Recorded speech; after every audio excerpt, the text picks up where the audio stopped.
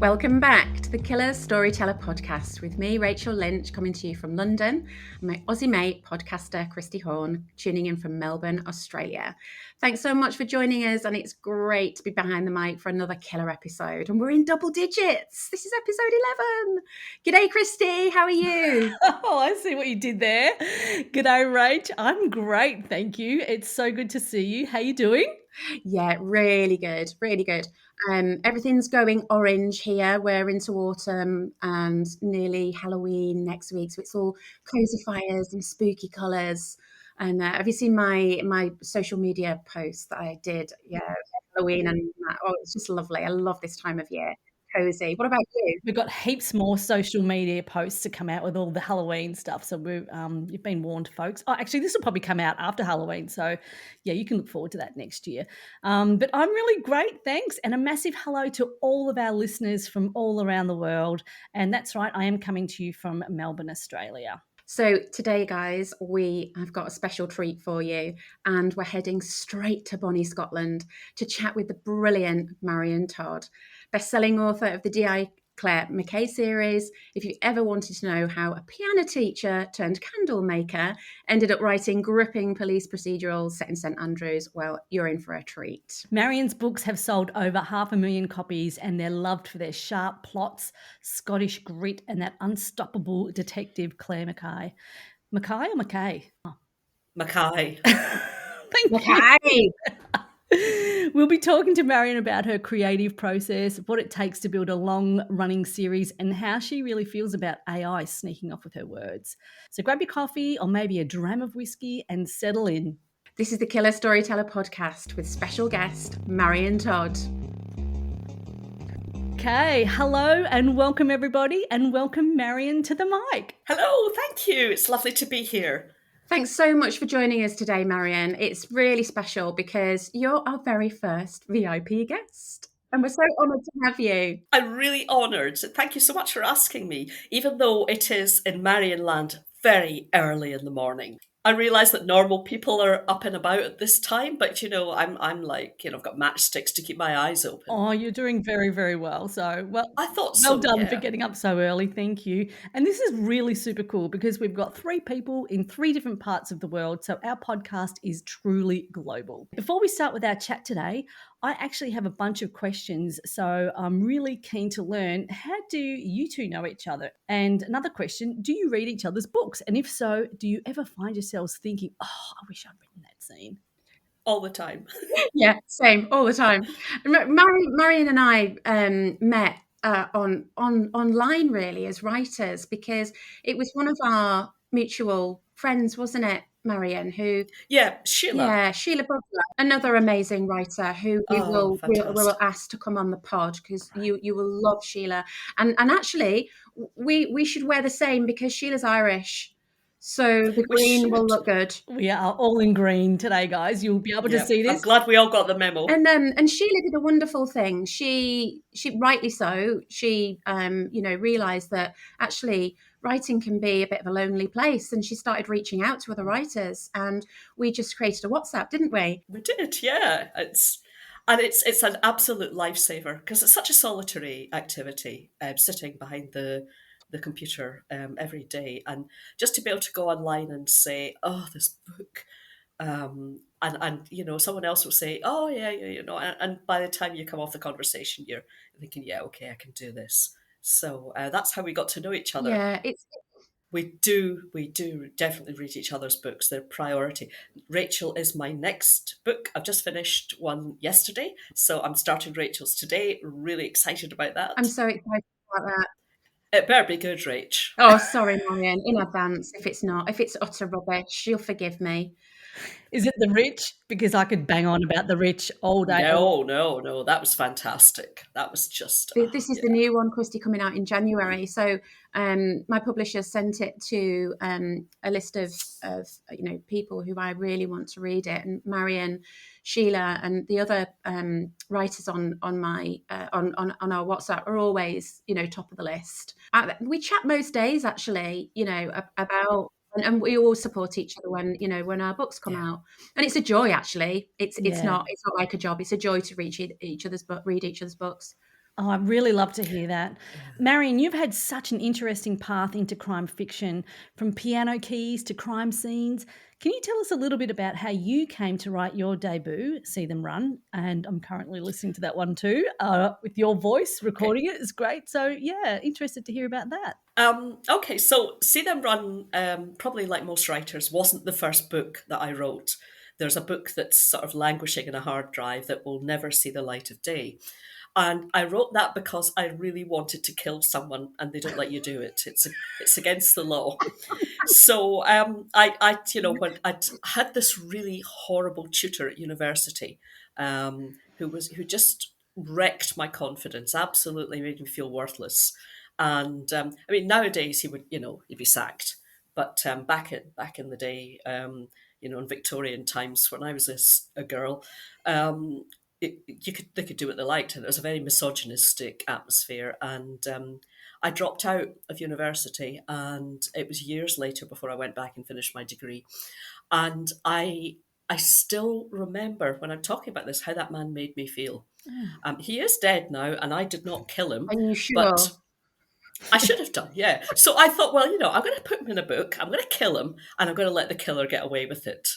So I wrote that book, and it was about him and about the woman who had come to kill him and why she'd come to do that. But because a crime had happened, there was a detective involved called Clare Mackay, not Mackay. And no points there, Rachel. I let an editor see it, and he said, yeah, okay. He said, I think the strengths are in the police procedural parts. Why don't you write a police novel and have Claire as your main character? So that's what I did. And that was the novel that became See Them Run. So out of a really horrible experience, some good has come. The premise behind the book was that I wanted to use a car as a weapon, because anyone from like a 12-year-old child up to a 100-year-old person could drive a car.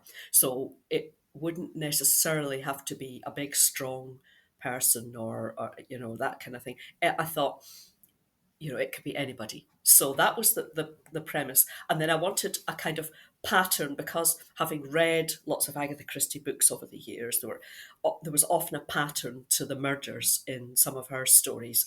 And I thought, right, let's start with a countdown, where the first victim is found with a number 5 on the body, and then the next victim is found with a 4. And so Claire realizes it's a race against time to save the others. And that was where it started. I love that, Marion, and that really sort of covers out my next question really as well, which was, we've both had really different careers before coming to writing, and what you said there about your sort of personal experiences and how that feeds into your writing. Do you think our past careers help us observe people differently, and how does that feed into your writing? And then, how much of you, and you've already answered this really, how much of you do you put into Claire? Yeah, that's a really good observation. I think definitely, especially as you get older, you become more of an observer than a participator. I had, as you mentioned in the intro, I had a job as a lounge pianist. Eventually, when I did my degree, it was music, which was my first love. I used to play in a bar. Well, it was a kind of lounge, a hotel lounge at the weekends. When you do that weekend in, weekend out, you tend to play the similar stuff or same stuff, and you get to the stage where you don't even need to look at the keys. So you're watching people, and it was a terrible piano. Actually, it was really terrible. It was a baby grand, and I think there's a bit of snob value attached to baby grands. I think people think, well, let's get a baby grand, and this was. It would have been a nice piano in its day, but it was shockingly bad. So because a baby grand's got a flat top as opposed to an upright that's in front of you, I could watch people. So I used to sit and, kind of watch everybody that was coming in and going out. And you would often see the same person coming in different weekends with different people. And you could tell the ones who were staying the night because they didn't have coats and things like that. And you think, okay, I see what you're doing. And it was But it wasn't even just that, it was just watching the staff and how they interacted with their boss and with the customers. And then you see them turning away and their faces twist and things like that. It was all of those things fed into it. And then years later, I went to work, went to teach in a further education college and met people from every walk of life there. So that was an absolute rich tapestry that I could draw on for the characters in the book. And a lot of the characters who are in the book have come from those times. So yeah, I think you definitely do draw on your own life experience. Do you do that, Rach? Yeah, absolutely. The same as you, Marion. I find myself writing a scene, and it might be a gym, or it might be a walk in the forest, and suddenly something from my past will jump up, Yeah. and this character, who might have been walking a dog or whatever, and it pops into your head, and you just slot them in, don't you? And it's great fun, actually.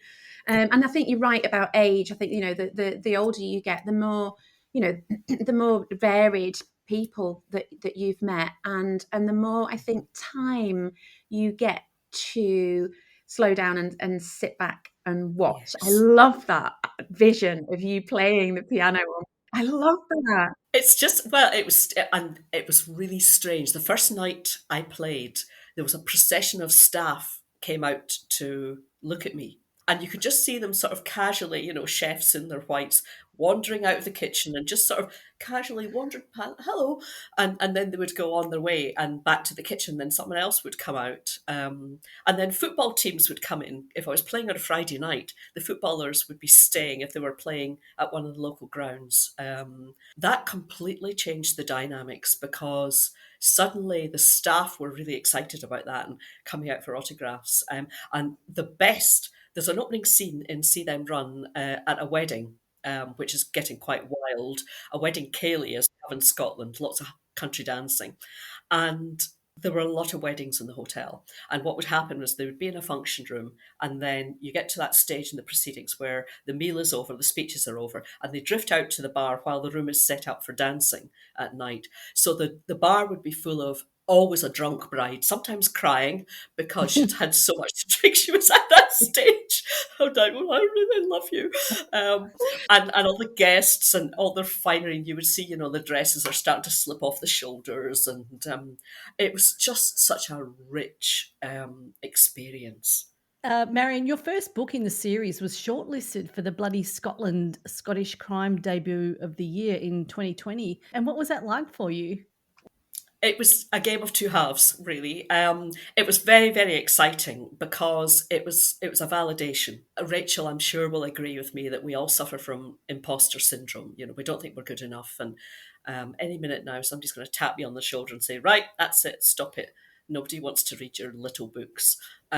So to have my first book shortlisted for a prize was a real boost to my confidence. I thought, right, okay, maybe I can do this. Maybe it's more than just one publisher, because you get a lot of rejection along the way. And by the time I was picked up, I had so many rejections. I've never dared count them, but like 30 plus at least. Wow. Um, They're the things that you don't see or know about no, as a reader. and you have to, and this is why I say to people who want to be published, you must keep going. I mean, take feedback on board. If you are being rejected and someone has time to tell you why, take that on board.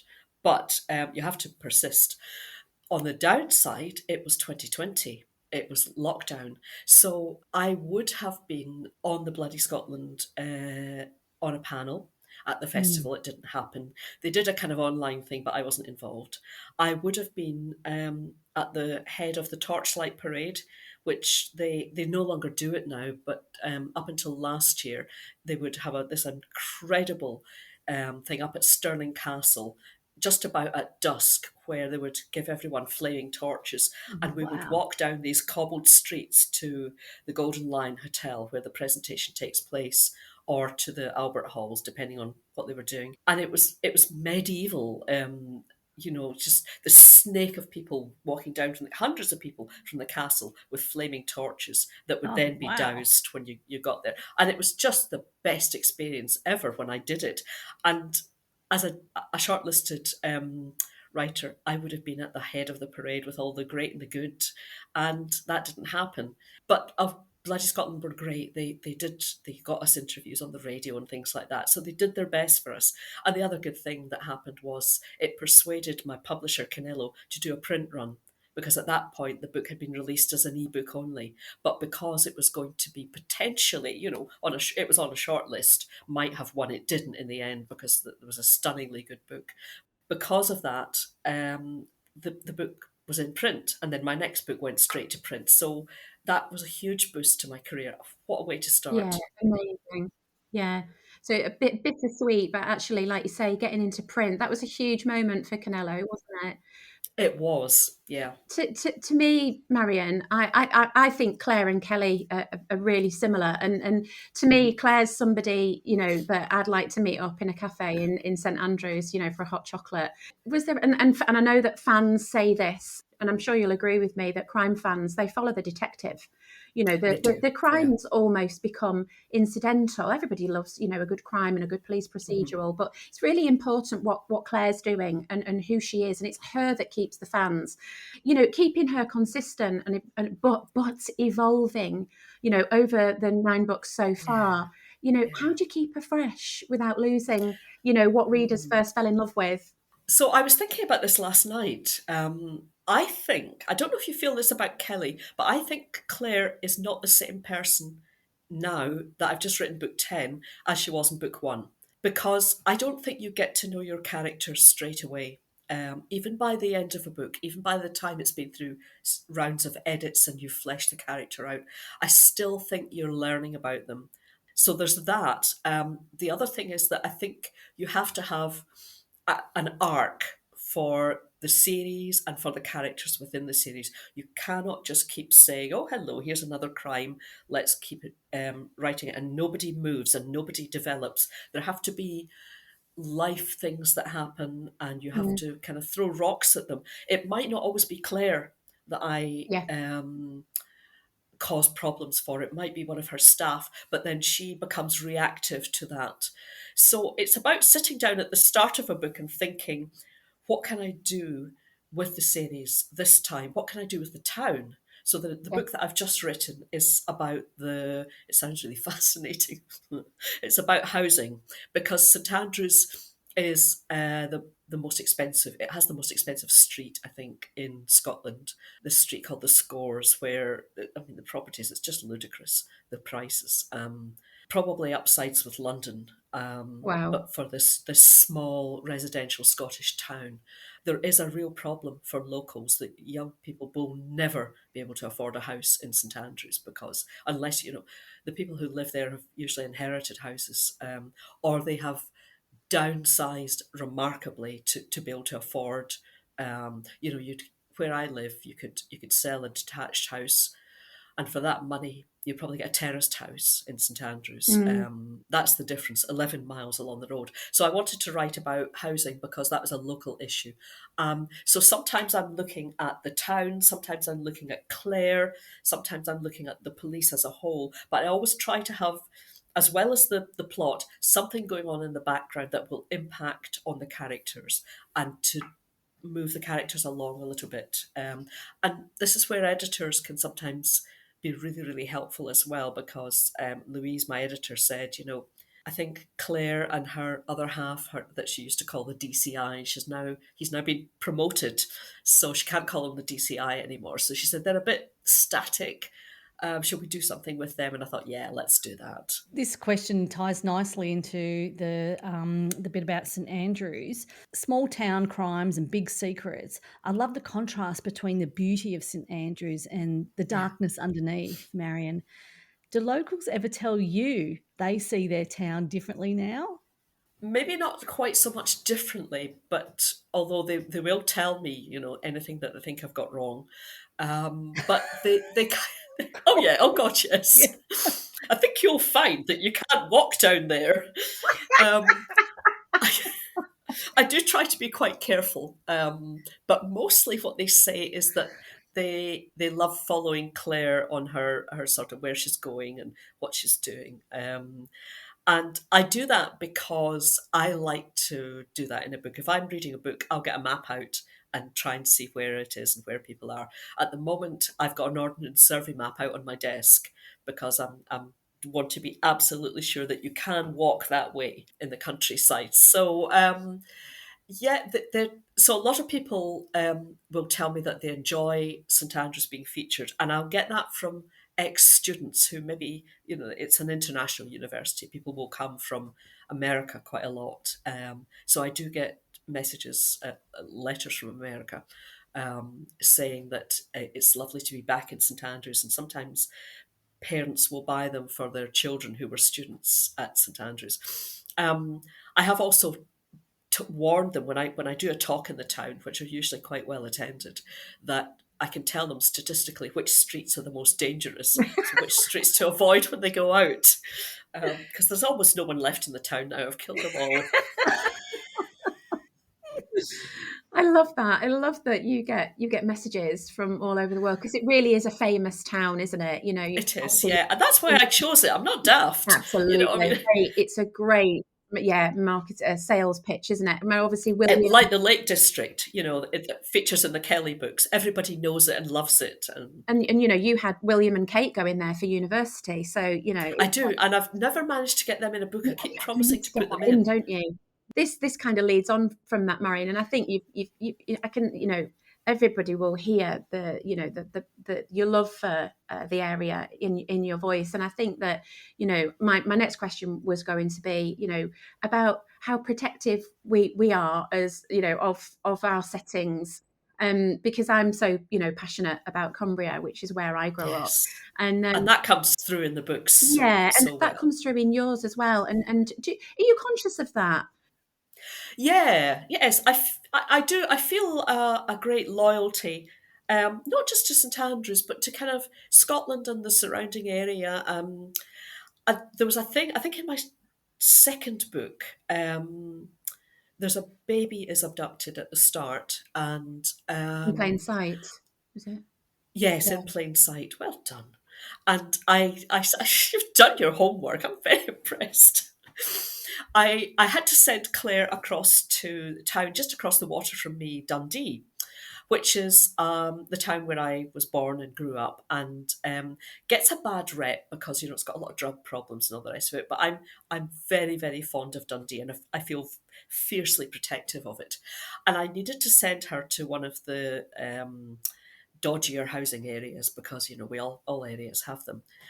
And I had a chat to a friend about this and decided in the end to give it a different name, because I didn't want to blacken the name of this area, because although it has a high crime level compared to the rest of the town, there will be lovely people living there, just going about their everyday lives. And I wanted to really say how run down this, like washing machines in the garden, and sort of apologies to anybody who has a washing machine in their garden currently, but the kind of thing, cars up on bricks, burned out cars, sort of thing. I wanted to be able to portray that, but not upset the people who live there. So I kept the location roughly where it is, so people will know where it is, but I gave it I made up a name. Oh, that was really nice, because you don't want to be insulting. And no, absolutely not. But I very much wanted people to think, oh gosh, I don't think I'd like to leave my car parked there. Yeah, I can remember, my aunt and uncle. I only had one aunt and uncle, and this was an Auntie Jean, because everyone in Scotland has to have an Auntie Jean. It's practically the law, and they were. In the 1960s, they moved to one of the wonderful new high-rise blocks in East End of Glasgow, and this was to be the brave new world for people coming from what they called slum tenements without bathrooms and things like this. And it was, at the time, it was the highest block in Europe, and she was right at the top, 30 stories up. And across the road from her, there was lots of other blocks that I used to look out on. And I always remember when we went through there, over the years, the area became more and more run down because it was a social disaster. They put hundreds and hundreds of homes in these blocks with like one play park and one nursery and very little for the locals to do. So, of course, there was going to be problems. And I used to park the car outside her block, and I would wonder if if it'd still be there when I came back. And that was the sort of feeling that I used and wanted to portray, just being in this kind of scary area. I don't want to insult anybody, so that's why I changed the name. Marion, let's talk a little bit about routine and discipline. Are you someone who writes every day, or do you work in creative bursts? Because I love digging into Rachel's way of working, and I find it really fascinating also finding out what drives the inspiration. But my question is, when creating a story in the series, what comes first, the character, the crime, or the setting? Okay, so I have the setting. Normally, for anything new, if I'm writing, so I've started writing a new series, which is a non-Clare series, but Clare will still keep going. So I'm writing it in tandem with Clare. And definitely for that, the setting comes first, because I have to feel it's a place that I want to spend time in my head, sometimes go there and have a look.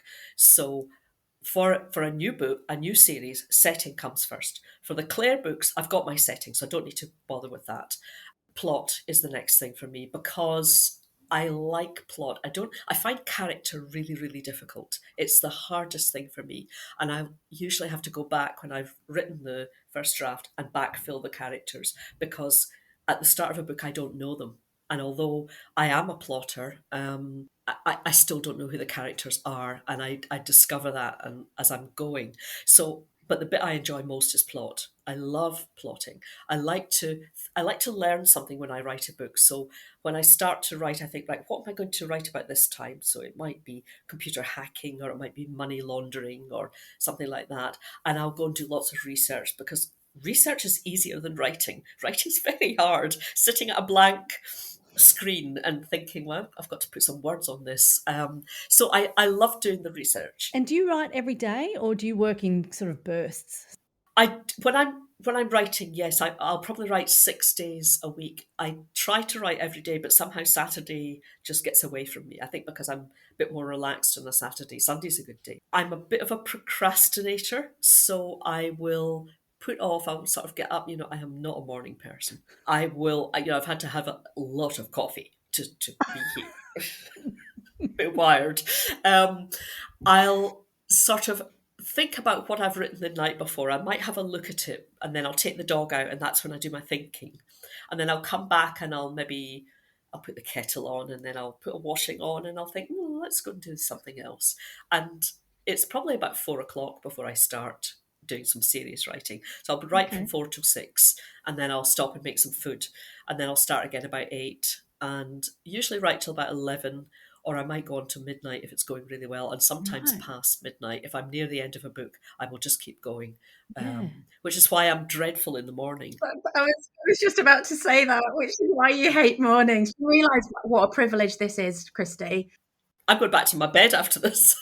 But in full sentences at this time in the morning, we're so pretty impressive, I have to say. That's I totally agree with you there, Marion, about research. That's the fun bit, isn't it? It is. Yeah, where we go down so many rabbit holes, like maps, experts, Googling, and procrastination is just a natural part of that, isn't it? But I do need to point out, though, Kristy, and I'll get Marion to fill you in. We're absolute opposites when it comes to planning. So I would be called a pantser, which is I just suck and see. Excuse me. I just sort of sit down and and write, but with exactly the same things in my head as Marion, though, which is like, oh, where is this going? I don't know this character yet. Oh, right. Oh, okay. Oh, she did that. Oh, that's interesting. So exactly the same sort of things going on in our brains. But Marion, tell Kristy and everybody listening about your planning process. I mean, the way you introduce this makes me feel like I've been brought before the head teacher to awe. Tell them what you've done. I'm in absolute awe, because I cannot do this. I've tried. Marion has tried to show me how to get things in order and stuff, and I just can't do it. I'm a post-it note girl. I've got thousands of notebooks and bits of paper, and that's what I was like as a teacher. So it's all Marion. It's not the Gestapo. Okay, so I'm going to argue that we're not that different, because what I do is the digital version of your post-it notes. Yeah, I think the difference is I do it before I start yeah, writing. So if I say allow 6 months to write a book, that's it might be quicker, it might be slower. The first 6 weeks of that will be planning before I've written a word. And then I'll write the book in about 3 months because it's fully planned. yeah, And the way that I approach it is I usually know who my killer is. I usually know what this is going to be about and who the killer is. So I might write a few notes about the last scene. And what I'll do is I'll open up PowerPoint and I use one slide per scene, because I can then, drag them around to different order, just like your post-it notes. mm, So at the top of the slide, I'll put something like day one, or I might, Tuesday, the 1st of March or something like that. And I'll maybe put rough time of day, morning or 10 a.m. And then 2 or 3 sentences below will tell you what's going to happen in that scene. And then I might not know what happens next, but I might know what happens maybe 2 months, not 2 months, two weeks down the line, or at the end. So I'll do a slide for that, and I'll do a lot of dog walking and talking to myself and going around the house and muttering and cleaning out cupboards and talking and thinking. And I'll have an idea for a slide and I'll go back to the computer and I'll do that slide. And that process takes me about 6 weeks until I've got all of the slides in order. And then you can do a thing where you export the text into a Word document, and that's my plan. And I can then start writing.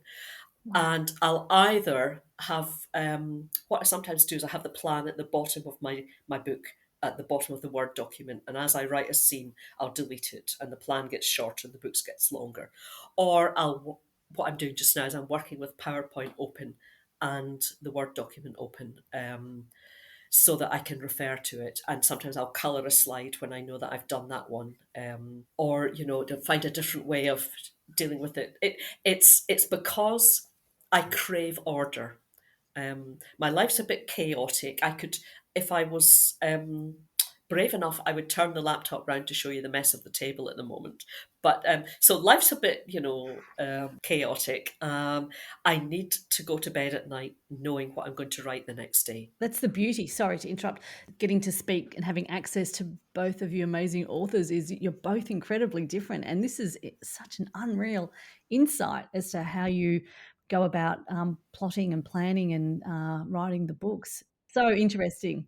I will say that the books can sometimes people will say, "Oh no, I wouldn't want to plot because I would be bored." But the books still surprise me. I was writing a scene 2 nights ago where it was a press conference. The police were giving a press conference to talk about a crime, and I heard one of the reporters getting up and saying to my main character, "I believe you went to school with the victim," and I thought, I didn't know that. So some these things will just spring up, and you think, "Oh, that's a good idea. I'll put that in the book." They do still surprise it's you. like a supportive grid in the background, isn't it, rather than a Yes, absolutely, prescriptive? absolutely. Yeah, We mentioned that your books have a touch of the Scottish grit, and Scottish crime fiction has the dark wit and emotional depth readers really love. Marion, do you think it's the landscape or the people or the humour that gives it that edge? I think it's a combination of all of those. I do think that Scotland punches above its weight in crime fiction terms. We do have quite a lot of successful writers. Um, think there's something about, we're coming into autumn, and there was a thing on the news this morning about the clocks going back, which I don't know if you do that in Australia, but we have this thing in the autumn where we put the clocks back an hour. It's my favourite night of the year because you get an extra hour in bed. Obviously, spring is awful when it goes forward and I lose an hour. That's shocking. I think it Yeah. should just keep going We've back. just gone forward, Marion. So we've gone into daylight saving. So we're in spring now, heading into summer. So it's still a little bit light outside, but normally when Rach and I are recording, it's pitch black, isn't it, Rach? yeah, So in Scotland in the winter, we don't have a huge amount of daylight. It will probably be about 8:30 where I live before the sun comes up, and that's with the clocks going back, and then it's dark by 4 o'clock. So there are short days, and also it's a funny thing. I was down in the south of England for a wedding, and we did a bit touring around, and the buildings there are so completely different. There's a lot of honey-coloured stone and red brick, and it just is a bit more kind of cheering. Whereas in Scotland we have grey sandstone or granite or brown sandstone, and I think there's a darkness, there's a physical darkness, particularly in St Andrews, where there's a lot of very old buildings built in sandstone. So there's a kind of grey pallor to the buildings, and although you can have lovely sunshine, the sun's so low in the sky at this time of year, barely gets over the horizon. I think that helps crime, because it's easier to commit crime in the dark.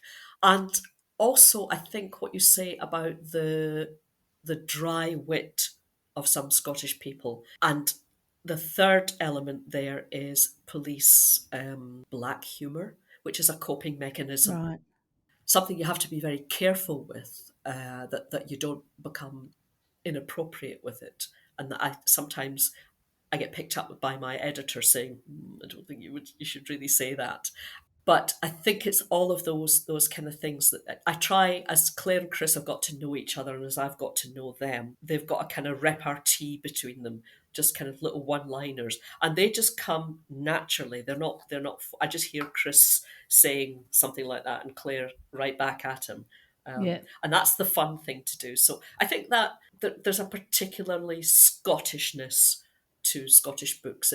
It's a funny thing, there's no border between us there, but there is a difference. The way people speak is different. The way they interact with each other is different. And I guess that's just more about me observing people now as a writer. Yeah, and I think there's an international affection for Scotland as a separate entity as well, isn't there? In America, I think so, yes. on the continent, I think that's true too. Marion, asking for a friend, are saggy middles. So how do you get through a sticky bit? You've already mentioned, walking the dog, and totally there with you. Our little plot walks, love it. What sort of thing, gets you through those sticky moments? Yeah, it's. I think Val McDermott calls it the muddle in the middle, and she's absolutely spot on. I guess for me, yeah, the book kind of falls into three phases for me. I find the first 20 to 30,000 words a grind, because I'm setting up the crime, and I've done this so many times before, and I'm trying to make it slightly different and a bit more interesting. And of course, Claire has to task her team. She's got to say to them, I want you to do this, and you to do this, and you to do this. And it's trying to make that different every time. So that's a real slog. But I do know where I'm shooting. And then you get into the middle and you think, right, I just want her to arrest the protagonist now.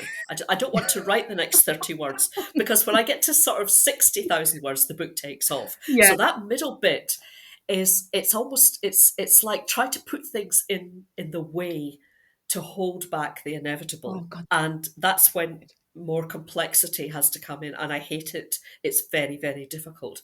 So what it really is, yeah. What I would do is, I think it was Winston Churchill who said, "When you're going through hell, keep going." Yeah, I love that. Yeah. Normally, I would try to write 1,000 to 2,000 words a day, depending on the day. And I just have to accept that there will be days when I can only do 300 words. Yep. But if that's all I do, then it's 300 more than I had the day before. And sometimes I'll do sprints, which is where you set a timer and you only let yourself write for, I usually do 20 minutes, but if it's really bad, I'll do 10. And when the timer's done, you count your words. And because you're on a timer, there's something about it that makes me think, hurry up, hurry up, hurry up, get something down. It doesn't matter if it's right, just get something down, which is the thing. You may have done this, Rachel, when you were teaching. I used to say to students, don't get it right, get it written. Yeah. You can fix it later, get something down. So when that timer goes off, I stop and I count my words and I go off and I have a cup of tea. Yeah. And then I'll come back and I'll set the timer again.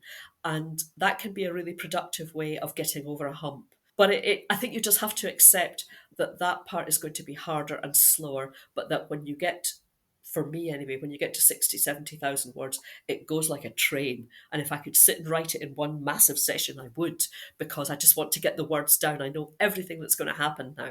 There's no more surprises. And I'm just like, this, you didn't know this, and look. So you've just got to keep going, but it's hard. Writing a book is difficult. The other thing that kind of, when you're doing sprints, if you've got someone down the line, like if I say to Rachel's, the group that we're in, or to another group of writers, anybody up for a sprint tonight, then if you know that someone else is doing it, you're online and you say, right, go, and then stop. And then you can have a little bit of a chat. And so knowing that someone else is doing it can make you keep going a bit longer. Marion, bloody Scotland, I love saying that word, bloody Scotland. You say it so nicely. Bloody Scotland. Has Bloody become such Scotland. a big event for crime writers. I've got 2 questions here, Marion. What does being part of that festival mean to you? And if you'd give one piece of advice to someone attending Bloody Scotland who's hoping to break into crime fiction, what would that be? I'll take the second one first, because this is so easy. Wear trainers. That's it. That's it. Like Wear runners trainers on your feet? Like Nike shoes or something. Stirling, Bloody Scotland is a great festival. It's set in the Scottish town of Stirling, which is a castle, and it's got lots of lovely buildings. And it's not like a festival like Theakston's Crime Writing Festival in Harrogate, which is set in one venue and everybody is there all the time. It's peppered around the town, and you can be, going between venues. You'll be at one place, and then you want to get to a talk in 10 minutes. You're sprinting along the road to the next one. And the bar where everyone collects is called the Golden Lion. It's the Golden Lion Hotel, and it's rammed, so you may never get a seat in there. So you need to be wearing comfortable clothes. The second piece of advice is most of the writers who are there are incredibly approachable and love to talk to readers and people who want to write. So never be nervous about going up and saying to someone, hello, are you, whoever, because they'll always talk to you. What does it mean to me? It was the festival that gave me my start, because after 2020 or 2021, they gave me a panel the next year. I wasn't that well known, but it was so lovely to be included. I find it very welcoming and inclusive, and they've given me quite a lot of panels over the years, but even when I've not been on a panel, I still go and stay for the whole weekend. It's the one that I would say most people go to after Theakston's, after Harrogate. People will come up often from London, and it's such a difficult place to get to. Stirling, it's a peg of a journey, especially when you're going home on a Sunday. It's the one that agents and editors will come up to and have dinners and drinks and things like that, because it's just such a well attended one. People come from all over to go to it. So it's my home festival, and I'm very, very fond of it. Lovely, lovely people who organise it. Great advice for crime fiction authors that are just starting out. So that's awesome advice. Yeah, and I think this, this whole idea of, don't be shy of going up to people and asking questions. I think that's what makes these festivals so special. But Marion, you're brilliant on social media, which can be a bit of a tricky space for everybody. It's getting harder and harder. I love how you post stuff that's not just about writing as well. What was that one that you did when we were in Harrogate, that drink, and you got about, how many likes did you get in the end? It was about 39,000 hits. Yeah, it's like 40,000 or something. So there's a drink when I grew up as a child, apparently only in Scotland, although I challenge that, called Creamola Foam. And it came in a metal tin with a lid that you had to take the back of a spoon to get off. A bit like Alka-Seltzer. In fact, it was basically flavoured Alka-Seltzer. And you put a teaspoon in a glass and filled it with water, and it fizzed a little bit. And there were different flavours. There was strawberry and lemon, or I should say pink and yellow, because, it didn't really taste of strawberries or lemons, and orange as well. And the bar at Harrogate at the festival is sometimes not very good for soft drinks. So I don't know what I chose. I can't remember. But anyway, it was in a bottle, and they gave me a glass, and I went and sat down, and I started to drink it, and I said, this is just like cremola foam. And not one person around that table, they all went, what? And so I did a quick TikTok. I said, right, this is Marion. I'm at Harrogate Festival and nobody knows what cremola foam is. And oh my gosh, I got so many answers. And it seems to be that it was known in Northern Ireland, in the whole of Scotland, and to an extent in the north of England, but not beyond that. Obviously a kind of Celtic mystery. Livener, a Celtic livener. The other one that I did that was an incredible success, I've never had anything like it, was when we'd had a lot of rain. I mean, an awful lot of rain. And what happens in Scotland, it'd be exactly the same in the Lake District, is it's often not the day that it rains that you see the floods. It's the day afterwards, because the water comes down off the hills. And it will continue to come off the hills for a few days. And there's a dam in a kind of Perthshire town called Pitlochry. And it's quite a thing to see. People will go and look at the dam, and it has a salmon ladder for the salmon to kind of jump up. So salmon have to go up river to spawn. I think that's the right word. Yep. And the dam's in the way of this, it's across the river. So they've created a like a ladder, of a bit like locks in a canal. And it's very famous, the salmon ladder. And when you go at the right time of year, you can see the salmon leaping out of the water up to the next stage and then up to the next stage.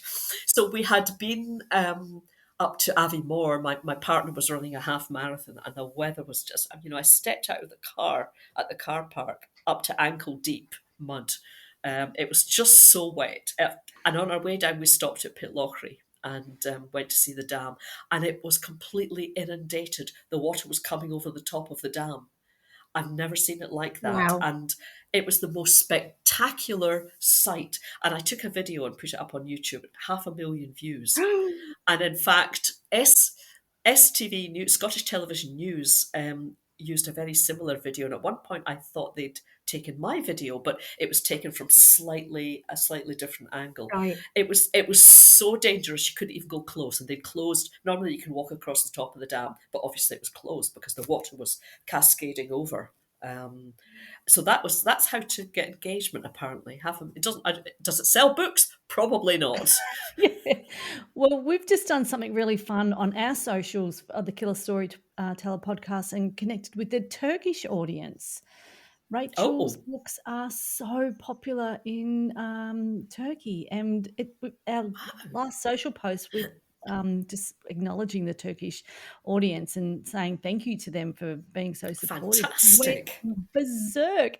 And I kept taking screenshots. I'm like, shit, look at this. Another 1,000, another 1,000, another 1,000. That's amazing. It just went nutso, didn't it, Rach? It did. It went absolutely nuts, didn't it? And we've been in contact with the publisher. We're hoping to do, a joint, I don't know, maybe a video or something with them. But they are, you can't predict it, can you? You can't predict what's going to. You absolutely don't know what's going to take off. What's going to kick off, because sometimes it can feel like a real grind, and you just got to. It's like the writing of it, really, isn't it? You've just got to keep going. I don't know. I think less and less social media is helpful, but I feel it might come back again. It might come good. And I'm just plugging on. I did a TikTok in my bed last night at sort of like midnight, and I can't even remember now what it was. But I'd been on this holiday in England, and I'd taken videos, and I thought, all right, I'll put one of them up and put some music to it. And you just got, as you say, got to keep going. I like the ones in the car, Marion. You're like, right now, I've just arrived at blah blah, and I want to get out and have a quick chat before I get out of the car. Do you know, I do it in the car because I see some authors who will be doing a recording when they're walking down the street, and I can't do it. I feel somebody will overhear me and think I'm a muppet. So if I do it in the car, nobody can hear me. And the acoustics are always really good. I suppose so. Yeah. And you've got a mirror. You can sort of. Oh yeah, pluck out those hairs in the chin because you always absolutely. see it in the car. I'm going to wax my moustache, I think, like Poirot. That'd be a good crime. See those great big hairy ones that just grow overnight. It's like, if you do that, you'll have to coil when you're plotting. Yeah, I could do that. Yes. Oh, Marion, I'm keen to learn a little bit about what you do to recharge. So, do you read other people's crime novels, or do you indulge in something completely different? Do you still play the piano? I do know. I bought a new piano about a year ago. No, almost 2 years ago now. I've wanted to have a boudoir grand, as it's called, for ages. It's like halfway between a baby grand and a full sized concert grand. Although there's lots of sizes in between. The reason I'm not keen on baby grands is that they have quite short strings. Shorter the string, the less good the noise. What you want is a nice big box, kind of long strings. And in fact, an upright piano, if it's overstrung, which means that the strings cross each other diagonally, means that they'll be longer. You know, Pythagoras, diagonals are longer than uprights. And so if you've got an upright with overstrung across the way, you'll get a better sound from that than you will from a baby grand. But a boudoir grand is quite long, and so it has nice long strings. And I was at a party and introduced to another, because I used to teach piano, introduced to another piano teacher, and she just kind of said conversationally, "I don't suppose you want to buy a boudoir grand?" And I said, "Well, more than life itself. Are you selling one?" So I have that, and I bought myself some new music to try and get me back into to kind of playing something a bit more challenging. What else do I do? I do read other people's crime books, but it's mainly what we call ARCs, advanced review copies or reader copies, Oh, yeah, that we get sent from publishers. yeah. And I never seem to get to the bottom of my ARCs pile. Sometimes it'll just be going to the theatre to see. I love going. We've got a lovely repertory company, professional rep company in Dundee. So I'll quite often go and see plays there, or go to the cinema. If I have time, I like to do a jigsaw, because Yep. that empties your head completely, Yep. because you're focusing on where does this little bit go. So that's a really good brain emptier. And kind of there's not really time for anything else. Yeah, there's not enough hours in the day, is there? I've got a couple of questions for both you and Rach, and you're both under the Canelo umbrella, the UK publisher.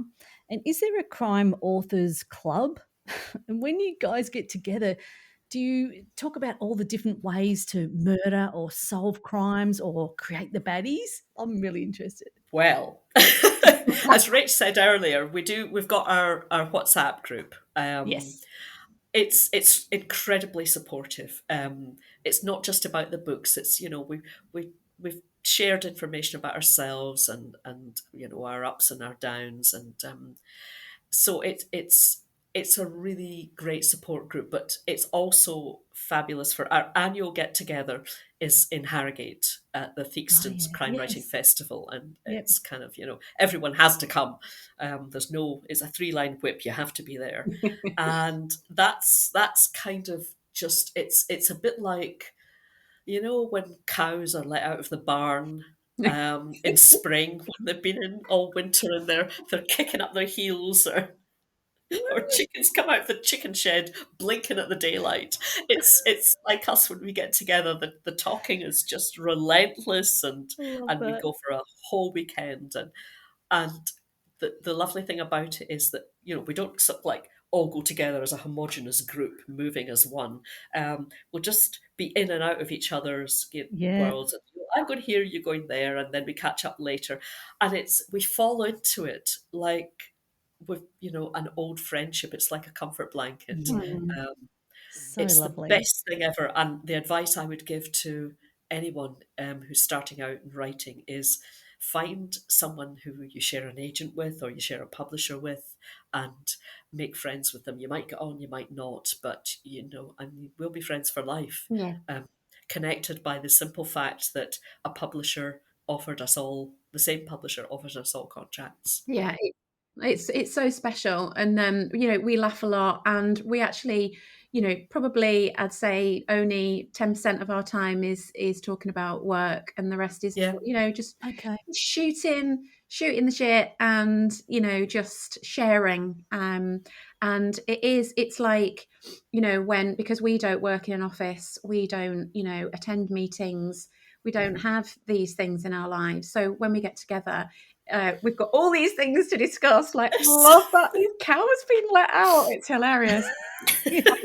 And actually, we probably sound quite similar to that as well. And we do sort of, crack into hilarity in our own little bubble, don't we? But Harrogate's really special. I love it, and It is. I Yeah. feel really massively privileged to be part of our little crew. It's really supportive. It's fabulous. Yeah. I was going to ask you, Rach and Marion, D.I. Kelly Porter, she thrives on instinct and justice, and D.I. Clare Mackay runs on precision and persistence. If these two ever teamed up, who would take the lead? And who would secretly bend the rules to crack the case first? Good question. I think, Claire would start by opening a bottle because it's her best skill. She's very, very good at that. I think they would be a pretty formidable team. They would, wouldn't they? I would not like to come up against those two. Yeah. I think Claire is a bit of a rule keeper because that's probably me. I'm a good girl. I'm always saying, if I'm in a car and someone else is driving, I'll be saying, this is 60, don't you? And they'll be like, but everybody else is going to say, it doesn't matter. There might be a speed camera. So she would maybe try to rein Kelly in a bit. Would she be successful, Rach? Well, we talked about this recently, didn't we? About Yes. the roles, and you were married to a detective, weren't you? I was, Marion? yes, And yeah, for many years. also, and also the fact that Claire had that sort of incident in Glasgow, same as Claire Kelly had the incident in London. They've got a lot to prove, and what I've noticed is fans tend to use the word feisty about both of them. Yes. They'd work it out. I think they'd be absolutely cracking together. I think so. Yeah. Finally, let's talk about AI and authorship and the future. Marion, when you found out your work had been used by AI, that must have been a big shock. How did that feel, and what it means for authors? Actually, this is a question for both of you guys. I cannot emphasize what a serious threat this is to our livelihoods, because it's already happening to audiobook narrators, and they're losing to AI voices, and translators as well. The work is going to AI. I was pretty shocked. I was pretty horrified. It's not unusual to find that your books have been pirated.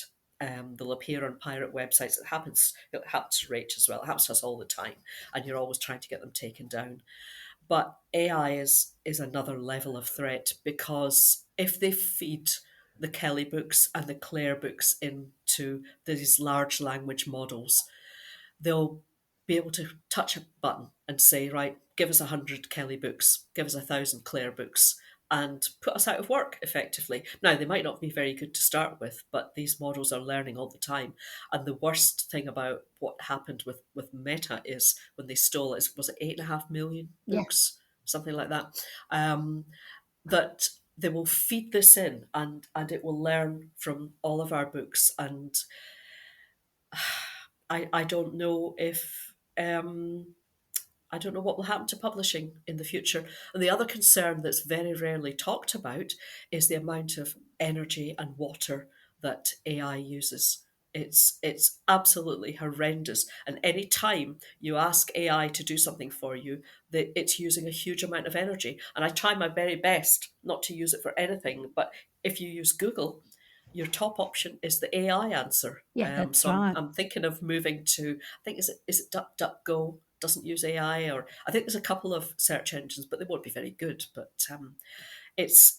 I find it very depressing, actually, and the fact that these tech companies obviously think that it's worth the risk of just stealing the money, and then they'll deal with any fine, if there ever is a fine, if it ever gets through the legal system in America, which is years. Yeah. Let's face it. They'll just pay the money, or they'll appeal, and the can will get kicked down the road, and eventually it'll just get forgotten. Yeah. So it's a gloomy prospect, I have to say. Mm. And please, anyone listening, don't buy an AI book if you know that. I'm undecided about this. Some publishers have said that they're going to label their books written by a human, and I don't know what I think about that, because unless everyone does it, because then the implication might be, if your book isn't labeled, perhaps Yeah. it was written by AI. And will the people writing AI books be honest about it? No. It's and you know, we've all been in education, and I don't know how you're going to police that. It's bad. It was bad enough before, when you very funny story at college. I probably shouldn't tell this, but you know, nobody's listening. So we used to use a system at college called Turnitin, which was a plagiarizing check. You would put the students' essays through this, and I usually let them have up to 20%, because they would be maybe quoting from books and referencing it. And then after that, I would say, maybe go and have a look at that again. And there was one student who was just downright cheating. Had it came up with a score of about 70%. So the student was given the essay back to rewrite, and it came back with a 90%. It just used a different plagiarizing source. So, you know, I don't know how we counter this. I really don't. And I don't know what academia can do. Yeah, and we're at the dangerous bit of any change, aren't we? Which is the very We are. beginning, and suddenly it takes off and gets quicker and quicker and quicker. And you know, you mentioned education, Marion. I mean, you know, both of my kids, you know, have said about you know, people getting caught using AI for essays, but the education system can't keep up, because they've got plagiarism checks, but they haven't got AI checks yet, because how do you do that? So you've got all of these layers of technology trying to keep up, and it's across the whole creative industry as well. Music, you know, artists are coming out now and saying that, you know, their industry has been taken over, and this like homogenous, soulless blob of product is being regurgitated out there, and the hope is that people will just be able to instinctively tell the difference. And like all of these things, we will one day get maybe a balance of you know, living alongside it, but it not erasing us. That's the worry, isn't it? And I mean, just as a like an experiment, really, I put into, because I don't really know how to use it. I know that my daughter uses it for a few bits of research and things like that at university. I'm not quite sure what to do with it. So me and a friend put in one day, it was a couple of months ago, give me the opening chapter of a crime book in the style of Rachel Lynch. Oh my God. It wrote a chapter, and at the beginning there was a blurb on what my style is, and it got it right. It was Lake District, gritty, dark, threat, la la la, and I was like, oh, okay, this is interesting. And suddenly I realized that actually, because people are caught all the time, aren't they, Marion? We see it all the time on social media, and really savvy readers, you know, have actually picked this up. They've come to the middle of a book, and somebody, whoever's created this thing, they've left the ChatGPT prompts in, because they're not writers, they don't care, you know, they've just done it to make money on Amazon, because anybody can, you know, publish on Amazon. And so they've just, you know, created this thing, and they've forgotten to take the prompts out, and people have bought it, and readers have called them out, and so Amazon have taken these down. But it's a tsunami, you know. How do we fight this? So it's scary, and it's worrying, and it's not an easy time to be a creator of any type of original content. And we've just got to hope that nobody can actually replace that spark, the X factor, which is in a human brain. Where it leads, I don't know. But you know what crime writers are like, crime readers are like, Rachel. They hoover up books. Yeah. Some of them read a book in a day. And so I think it would be tempting for Yeah. them. And You know, like, also, once they've bought it, Marion, that's it, they've bought it. that's So it. even if Yeah, they realise it's AI and they don't like it, they've still bought it. So there you've got an industry. Yeah. It's a concern. Well, Marion, we could really keep chatting for ages. I can't believe we're at the end of our podcast today. That was absolutely brilliant. Thank you so much for you. joining us for a chat. And I've It just was my loved pleasure. getting this opportunity to meet you and hearing some of your stories and your beautiful Scottish accent. It's so, so lovely. Thank you. It's so kind of you to ask me. I'm very, very honoured to be your first guest, and I can't believe the time's gone in. It's just flown in. I've had such fun chatting. Thanks, Marion. It's been absolutely brilliant. I've loved it, and huge congratulations. And when's number 10 out? Have you got a title? Yes, she says. Try to remember what it is. I think it's called what. Leave me alone. I'm tired. It's very early in the morning here. Very early. What's it called? It's called Watch Them Fall. And it is out on the 12th of March next year, 2026. 12th of March. Well, maybe we could get you back on in the spring.